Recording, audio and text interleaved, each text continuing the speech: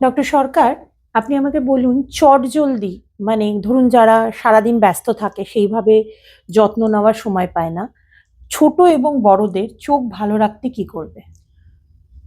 চোখ ভালো রাখতে হলে বেসিক্যালি কতগুলো জিনিস মেনটেন করতে হবে।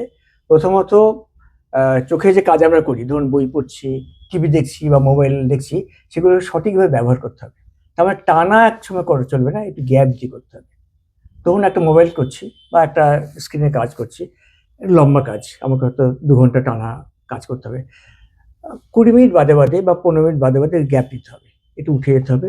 একটু আমরা চশমা খুলে হাতটা গরম করে চোখটা আস্তে মাসাজ করতে হবে, যাকে বলে পামিং বলা হয়। এবং অবশ্যই একটা ডাক্তারের পরামর্শ নিয়ে একটা ড্রপ দিতে হবে, যাকে বলে লুব্রিকেটিং ড্রপ। এটা চোখের যে মণিটার উপর যে জলের আবরণ থাকে, সেটা যাতে ড্রাই না হয়ে যায় তার জন্য ড্রপ দেওয়া দরকার। এগুলো করলে মোটামুটি চোখ ভালো থাকবে। আর যারা ছোটরা, তাদের বলতে হবে মোবাইল যেন কম করে, এবং করতে হলে দূরে রেখে করবে।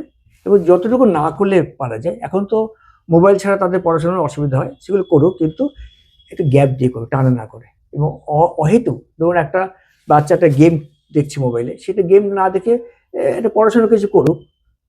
এইভাবে ভালো রাখতে হবে। ধন্যবাদ। সুনন্দিনীর আড্ডা দেখতে থাকুন, শুনতে থাকুন।